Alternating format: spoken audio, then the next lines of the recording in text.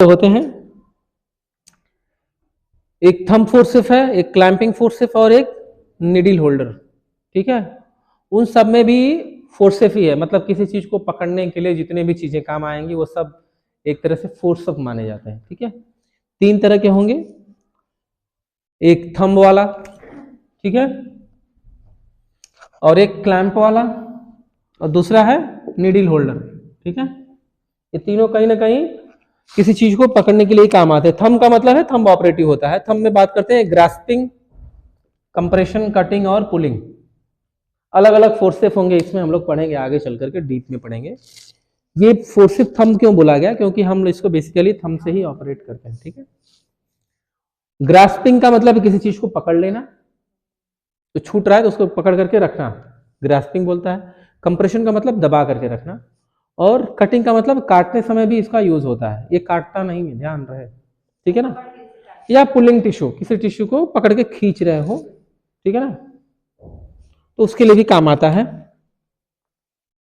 Clamping forceps, clamping का मतलब है पकड़ के रखना। आर्टरी वार्टरी कोई गलती से कट गया हो या ऐसी कोई जगह कट गई हो, ब्लड ब्लीडिंग आ रहा है, इसको पकड़ के रखें। हीमोस्टैट, ब्लड को रोकने वाला, कंट्रोल ब्लड फ्लो, ये उसी में काम आते हैं, सिंपल। ठीक है ना, यहां से पता लगता है ये।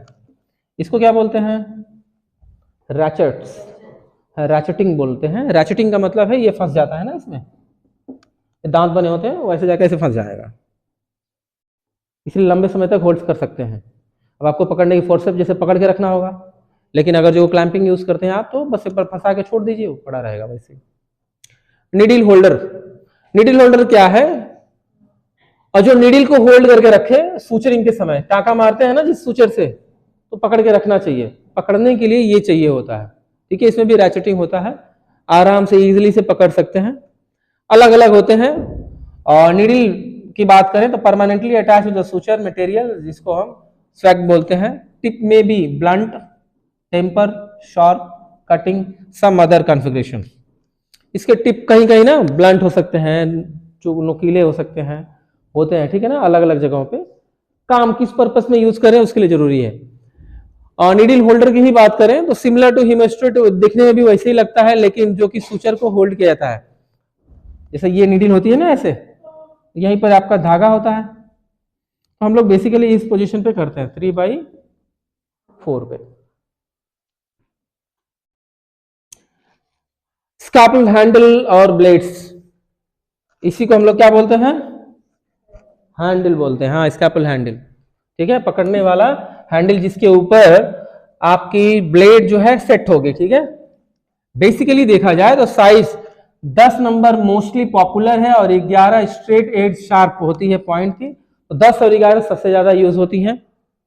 15 है वेरी स्मॉल कटिंग एजेस, जो 15 वाली होगी बहुत स्मॉल होगी, बहुत छोटा कट होगा उसका। ये 11 ही है सारे, हाँ ये सारे 11 ही हैं, ये भी 11 ही है, हाँ हाँ सारे 11 हैं, हाँ ये रहा देखिए। ठीक है, तो बेसिकली 10 और 11 हम लोग यूज करते हैं, लेकिन जो जी नंबर 4 हैंडल 24 आवर्स, ओके, तो 15 वाली जो ब्लेड है बहुत कम क्यों यूज होती है, बेसिकली इसका बहुत छोटा एज होता है ना काटने वाला। ठीक है, तो कम जगह पे काटने की जरूरत पड़ती है। इंटरचेंजेबल हैंडल्स होते हैं, इंटरचेंजेबल का मतलब सबके हैंडल्स, मतलब ब्लेड एक ही होगी लेकिन हैंडल आपका एक ही रहेगा, तो जितने सारे आप ब्लेड यहाँ पर चेंज कर सकते हो आप। ठीक है, हाँ 11 नंबर ब्लेड ये एप्सिस के लिए यूज होती है, नंबर 3 नंबर के हैंडल किया जा सकता है, 15 नंबर का इंसिजनल के लिए, इंसिजनल का मतलब है लंबा चीरा लगा के अंदर तक चीरा लगाने के लिए होता है। हैंडल फॉर 24 एक्सेट्रा लार्जर, कोई बड़ा इंसिजन मारना है तो 24 या उससे नंबर वाले मारते हैं हम लोग। देख रहे हैं कितना बड़ा इसका कटिंग एज है।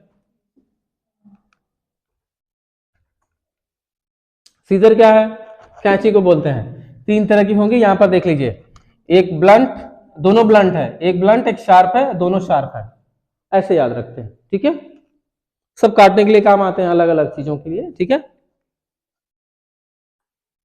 रिट्रैक्टर, रिट्रैक्टर का मतलब है दो चीजों को आपस में थोड़ा सा दूरी बना के रख सकते हैं, ऐसा खींच करके ताने रखना, ताकि अंदर का काम हम कर सकें, है ना। किसी ऑपरेशन पेट को चीर रहे हैं तो पेट को 2 हिस्सों में करना है, तो उसमें रिट्रैक्टर की जरूरत होती है। तो रिट्रैक्टर का मतलब है कि बेसिकली एक ऐसा इंस्ट्रूमेंट जो होल्ड बैक कर सकता है, किसी को पीछे की तरफ पकड़ के रख सकता हो, उसी को हम लोग रिट्रैक्टर बोलते हैं, ठीक है ना। ये डिफरेंट टाइप्स के आपके रिट्रैक्टर्स हैं। आर्मी नेवी रिट्रैक्टर इसको बोलते हैं, और ये एब्डोमिनल के लिए होता है Deaver retractions. Common retractor use in major abdominal procedure में इसका यूज करते हैं, अलग अलग साइज के लिए है, ठीक है ना, अलग अलग साइज और अलग अलग चौड़ाई के लिए भी आते हैं ये।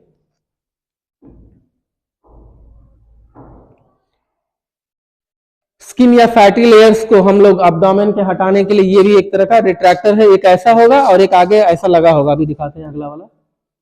ये सब है, स्पार्कर है, और ये रहा वो रेक रिट्रैक्टर, ठीक है। इसमें बस टिथ कटे होते हैं, use to retract the skin सिर्फ, ठीक है, ताकि फिसल ना जाए, इसलिए वो दांत बनाए हुए हैं उसके, फिंगर्स।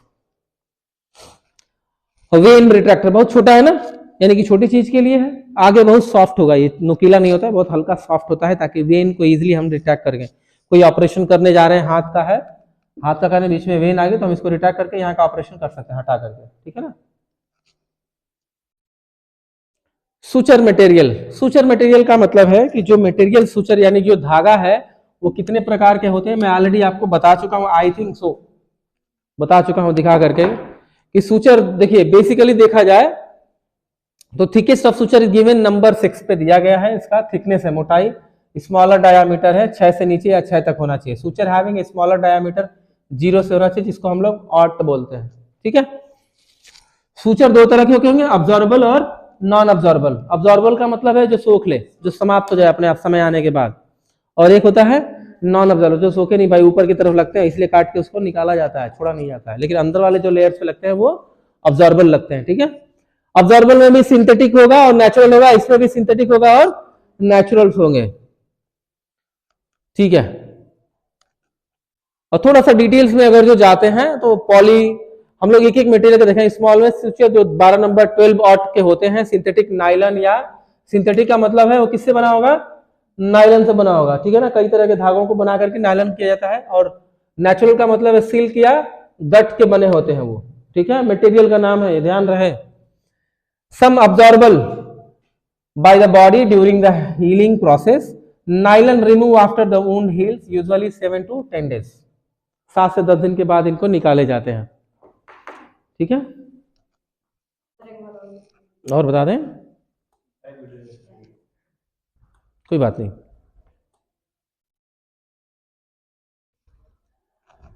सुचर मटेरियल किसके बने होते हैं, तो अगर जो वो सिंथेटिक होगा तो नायलन का बना होगा, अगर जो नेचुरल होगा तो वो सिल्क या गट का बना होगा। यहीं पर देखते हैं, अब्जॉर्बल में भी सिंथेटिक है और नेचुरल है, और नॉन अब्जॉर्बल में भी सिंथेटिक और, हाँ, लेकिन अब वो लिखा रहेगा कि सिल्क का बना है, यानी कि अब ये वही पॉइंट पे आते हैं।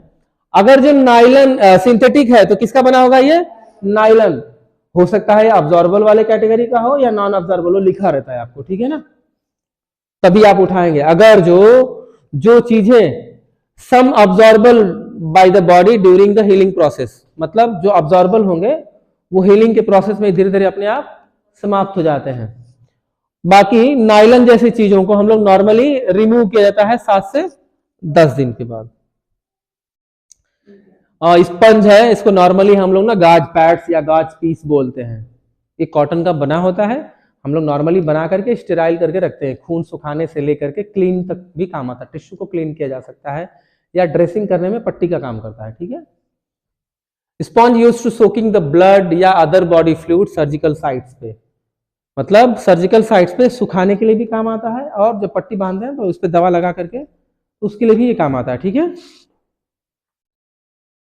एनेस्थेटिक मशीन, मशीन का मतलब बेहोशी के लिए जो भी मशीन होंगी यूज, उसको हम लोग क्या बोलते हैं, एनेस्थेटिक मशीन करते हैं, ठीक है ना। ये दवाइयां इंसर्ट करने के लिए काम आता है, इंजेक्शन सब कुछ कितने डोज पे देना है सब ऑटोमेटेड होते हैं, हम दे सकते हैं इसमें।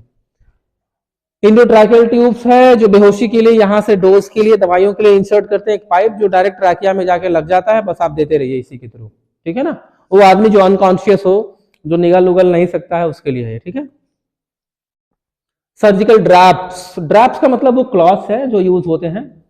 बाकी सारे के सारे स्टेरिलाइजेशन इंस्ट्रूमेंट, जैसे autoclave tape indicator, medical chemical indicator, cold strip tray, ये सब चीजें आपको मैम पढ़ाई होंगी बैक्टीरियोलॉजी या माइक्रोबायोलॉजी में, या स्टेराइल टेक्निक्स में, इस सारे की सारी चीजें वही आ रही है। हम देखिए सर्जरी में या ओटी में जो भी चीजें करते हैं सब के सब स्टेराइल यूज करते हैं। स्टेराइल समझते हैं, फ्री फ्रॉम जर्म्स,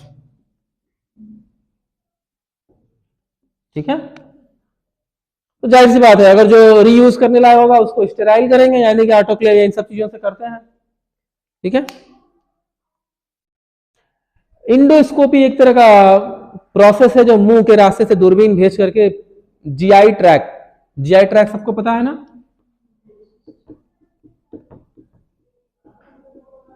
का इन्वेस्टिगेशन करने के लिए काम आता है। बहुत शॉर्टकट में बताएं तो एक मशीन है ऑपरेट करती है जो मुंह के रास्ते से घुसेगी और धीरे अंदर तक जाकर के सब चीजें छाले से लेके सारी चीजों को ये देख सकती है, ठीक है ना। एक कैमरा अटैच होता है इसके मुंह पे ही सामने, एक लाइट फोकस होगी जो देखता भी जाएगा और दिखाता भी जाएगा आपको, ठीक है। उसको स्क्रीन पे हम लोग देख लेते हैं। और क्या रह गया है, ओके। बवासीर ववासीर हो जाए ना तो देखने के लिए इसको हम लोग बोलते हैं एनोस्कोप, ठीक है ना। ये आता है चेक करने के लिए कि नीचे के रास्ते से हम लोग चेक कर लेते हैं, अंदर तक देख सकते हैं, ज्यादा अंदर नहीं देखते हैं, एनस तक ही देख सकते हैं। रेक्टम ल्यूमेन जो कि सिग्मोइड कॉलम तक जाके देख सकते हैं इससे, और बेसिकली बहुत सारी चीजें इससे देखा जा सकता है। जो उस रास्ते में छाले जो भी दवा दिक्कतें होंगी सब इसको हम इसके माध्यम से देख सकते हैं, ठीक है। इसलिए इसको हम क्या बोलते हैं, एनोस्कोप। एनोस्कोप का मतलब है एनल कैनाल तक देखने के लिए, है ना। हाँ, एनस के रास्ते देखने वाले को ही हम लोग एनोस्कोप बोलते हैं, ठीक है। ये आईवी एक इंस्ट्रूमेंट है, फ्लूइड अंदर भेजने के लिए या अंदर से कोई चीज खून निकालना है तो ही ये काम आता है। नॉर्मली इसको आईवी कैनुला बोलते हैं या कैथेटर, ये बटरफ्लाई या आईवी या एडमिनिस्ट्रेटिव ये सब चीजों के लिए काम आता है। वो सबको पता है ना, अलग अलग साइजों के होते हैं 18 से लेके 24 तक। कैथेटर बटरफ्लाई छोटी सी तितली जैसी दिख रही है वो, हाँ हाँ ये बिल्कुल। और ये आपका ब्लड ड्रॉ के लिए आता है काम, आईवी है ये, सिंपल सुई की तरह निडल में, इसके सामने एक वैक्यूटेनर लगा के खींचा जा सकता है खून। आईवी सेट है, इसको एडमिनिस्ट्रेटिव सेट बोलते हैं। आईवी एडमिनिस्ट्रेटिव यानी कि फ्लूइड चढ़ाना है, बोतल चढ़ाने के लिए एक पाइपलाइन की जरूरत होती है, उसी को हम लोग क्या बोलते हैं, आईवी एडमिनिस्ट्रेटिव सेट बोलते हैं, ठीक है। वैजिनल रेक्टम स्पेकुलम, वेजाइना को देखने के लिए, वेजाइना के कंडीशंस को देखने के लिए इसका रिट्रैक्टर का यूज करते हैं। आप सिंबल लगा लीजिए, रिट्रैक्ट करके देख सकते हैं एक एक चीज। ईयर कैचर एटर क्यूरेट्स में जो कि अंदर वैक्स वैक्स इन सबको निकालने के लिए इसकी काम आती है। ये अलग अलग तरीके के हैं, ये सब डिस्पोजेबल है, जितने भी प्लास्टिक वाले दिख रहे हैं डिस्पोजेबल है, इसको रीयूज किया जाता है, यूज करके फिर क्लीन करके दोबारा स्टेराइल करके फिर दूसरे के कान में यूज किया जा सकता है। तो ये जितने भी हैं 3 तरह के होते हैं, एक प्लैक्यू स्प्रिंग टाइप में 3 तरह के होते हैं बेसिकली डेब्रिस को निकालने के लिए। ये नेजल का स्कैपुला है, नेजल को यूं दबा करके या चढ़ा करके अंदर का देख सकते हैं, नेजल कैविटी इन सबको देखने के लिए काम आता है। ट्रॉकर, ट्रॉकर क्या है, ट्रॉकर क्या है, तो दूरबीन का जब हम लोग करते हैं ना तो बेसिकली इन सबको इंसर्ट करते हैं और इसके बीच में गैप होता है और उसी में से दूरबीन, कैमरा, सर्जरी वाले जितने भी इंस्ट्रूमेंट सब इन्हीं के रास्ते भेजा जाता है। तो पहले पेट में यही छिड़ाया जाता है, एक बार आप छेद लीजिए, फिर इसके थ्रू कई बार आना जाना लगा रहता है, ठीक है। बस ये आपका यहीं पे खत्म होता है टॉपिक्स।